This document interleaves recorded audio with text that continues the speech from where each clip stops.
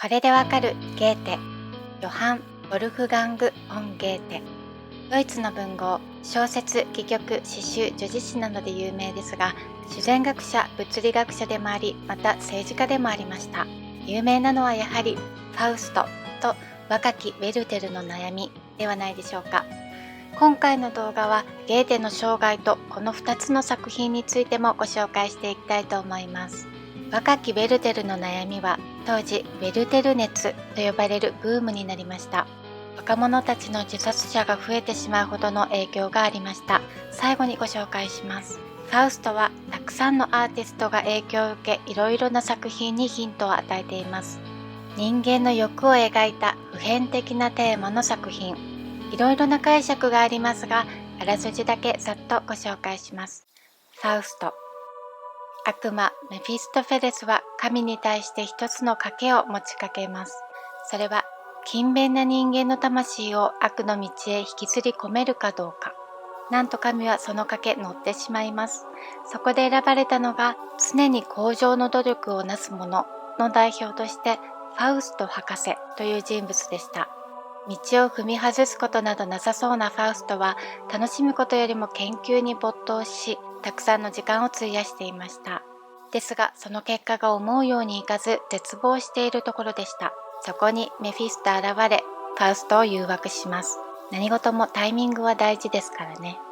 死後魂をもらう約束で現世で人生のあらゆる快楽を体験させるという契約の提案をします。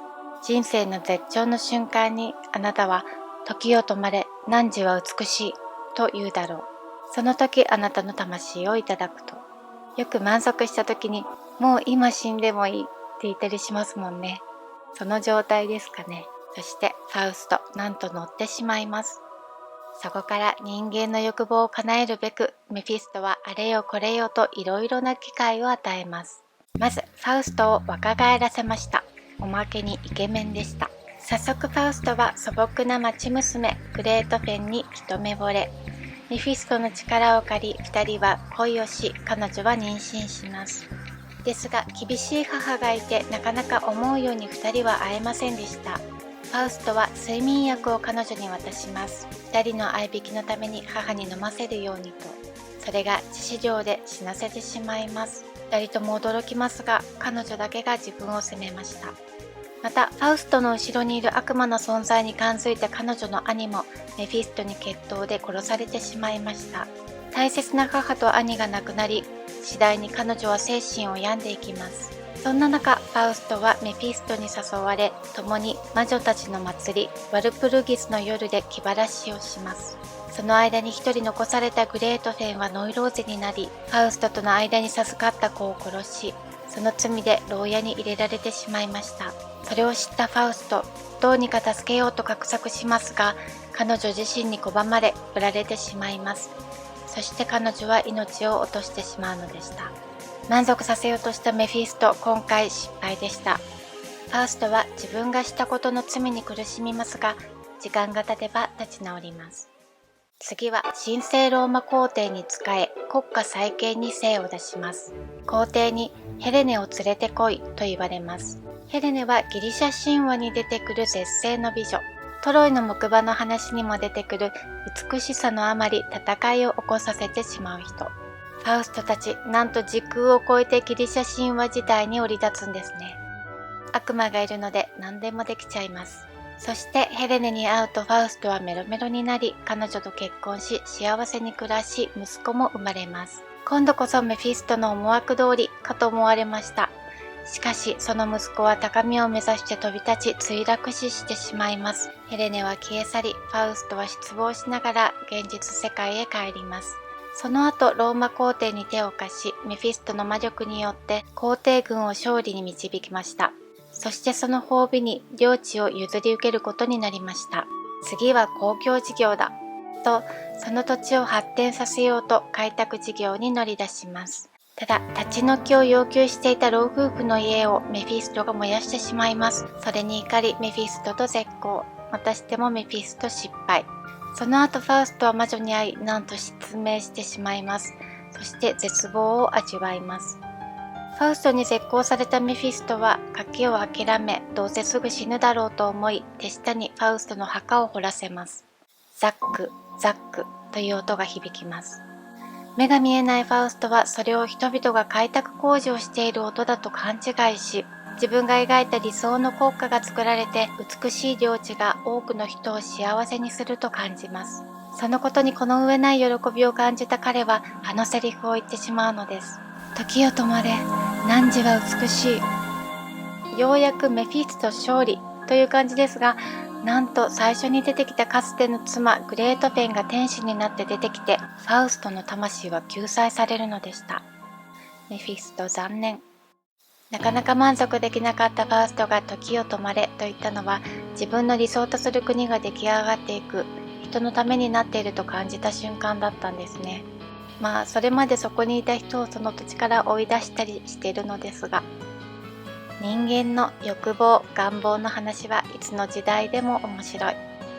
このファウスト、ゲーテが24歳から82歳まで58年間かけてちょっとずつ作られていきました。まさに生涯をかけて書いた大作、面白いわけです。さて、そんな人間の内面を描くのが上手なゲーテ、一体どんな人だったのでしょう。彼の生涯を覗いてみましょう。1749年、ドイツ中部の町フランクフルトに生まれる。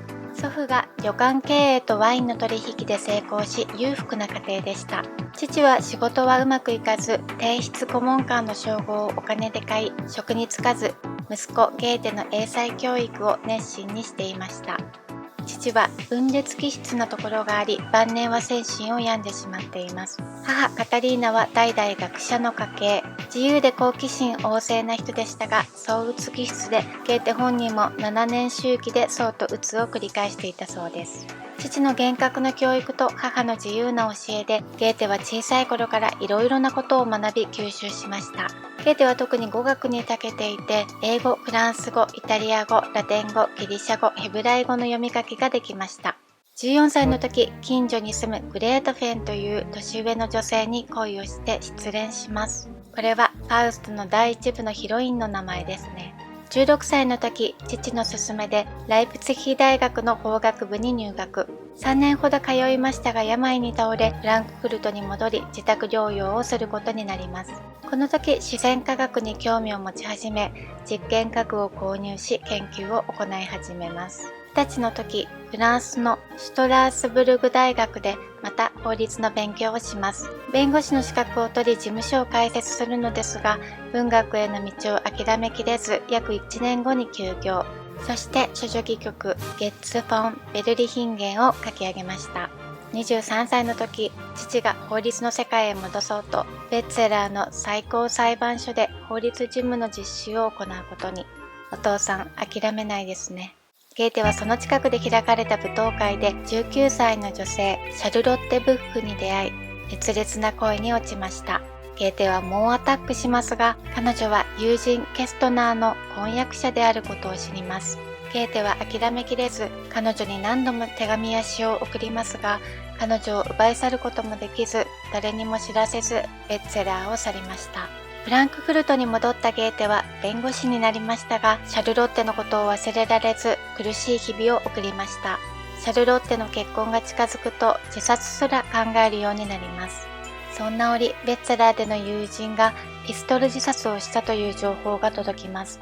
原因は人妻との失恋。この友人の自殺とシャルロッテへの恋という2つの体験が、ゲーテに若きウェルテルの悩みの構想を抱かせることとなりました。そしてそれが出版されると若者を中心に熱狂的な読者が集まり、主人公ウェルテル風の服装や話し方が流行し、青年の自殺者が急増するといった社会現象を起こし、ヨーロッパ中にゲーテの名を轟かせることとなりました。この作品によりゲーテの生活も変わります。また生涯をかけて書き継がれていくことになるファウストに着手したのもこの頃でした。26歳の時、ゲーテはカール・アウグスト公から招かれ、ワイマール公国に移住。アウグスト公は当時まだ18歳で、26歳のゲーテはアウグスト公から兄のように慕われ、彼と共に狩猟や乗馬、演劇を楽しみました。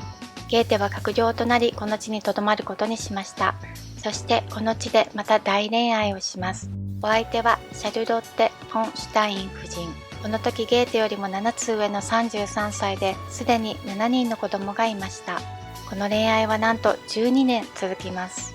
31歳の時、フランクフルトのロッジにてフリーメイソンに入会。秘密という女子誌にはフリーメイソンをモデルとした秘密結社も出てきます。33歳の時、ワイマール公国の宰相になる。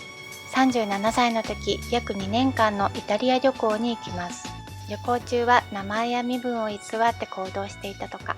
旅行から戻るとゲーテのもとにクリスティアーネ・ベルピウスという23歳になる女性が訪れ、彼女の兄の就職の世話をお願いされました。ゲーテは彼女に惹かれ、恋人にし、後に南英の妻としました。クリスティアーネは造花工場で働いていた庶民の子。ゲーテの周りの人はゲーテと同じ上流階級の人がほとんどだったので、クリスティアーネは頭空っぽなどと見下され、ゲーテの交友関係の集まりには入っていけませんでした。ですが本人はそれを気にしないタイプ。天真爛漫で料理上手。ゲーテが家に帰るとたくさん笑って癒してくれる存在でした。ちなみに帰国後間もなく書かれたローマ愛歌も彼女への恋心をもとに書かれたものだそうです。彼女との関係により、それまで続いていたシュタイン夫人との関係の決裂を決定的にすることになります。1789年、長男アウグストが生まれる。1792年、ゲーテ43歳の時、フランスがドイツに宣戦布告すると、プロイセン王国についていたアウグスト公に連れ立ってゲーテも従軍し、バルミーの戦いに参加しました。ゲーテは詩人であり思想家であるフリードリ・シラーと出会い、お互い批判や反発もありながらも認めていき、交友を深めていきます。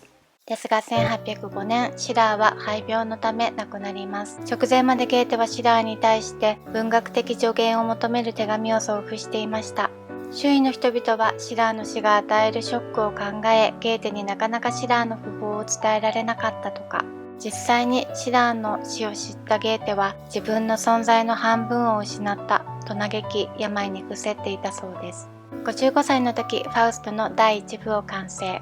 この時期、内縁の妻クリスティアーネと籍を入れます。10年後、妻クリスティアーネは病によりこの世を去ります。そして72歳の時、最後の恋をします。なんとお相手は17歳の少女ウルリーケでした。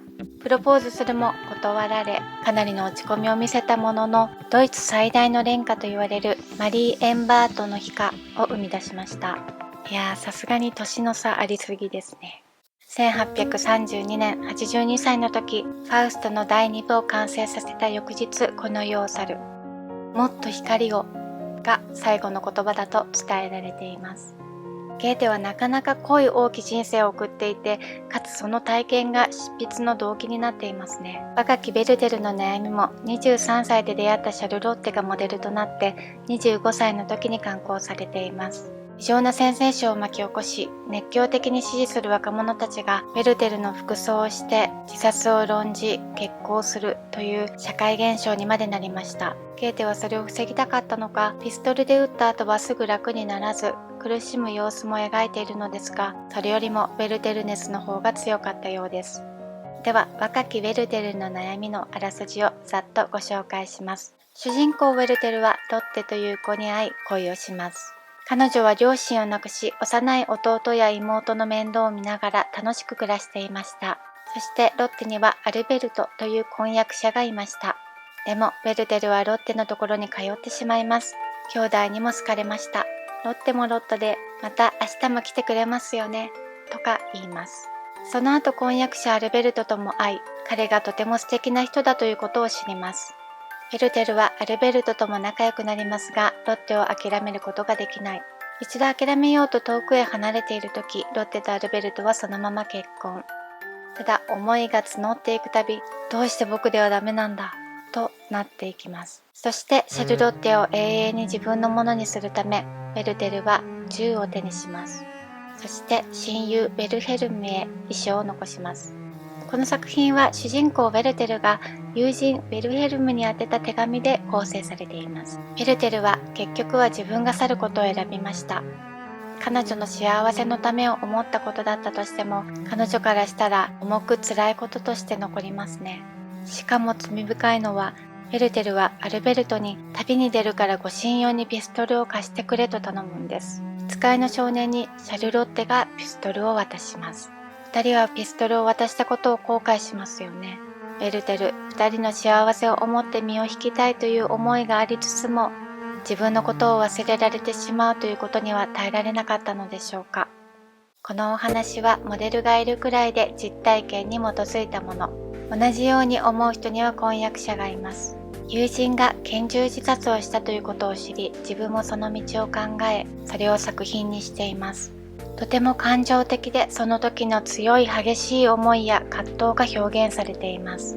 まさに若きベルテルの悩み。ゲーテも25歳。若さゆえという言葉がありますが、まさにその衝動的な流れを表していますね。でもゲーテは生きていますね。82歳まで。ベルテルを書いているうちに客観視できるようになったのでしょうか。それにしても読んでいて周りが同化してしまうぐらいの共感を得られたのは、その内容だけでなく文章力や心理の表現力などが優れていたんでしょうね。さて、そんな普遍的なテーマで人々を魅了したゲーテ、いかがでしたでしょうか。最後までご視聴ありがとうございました。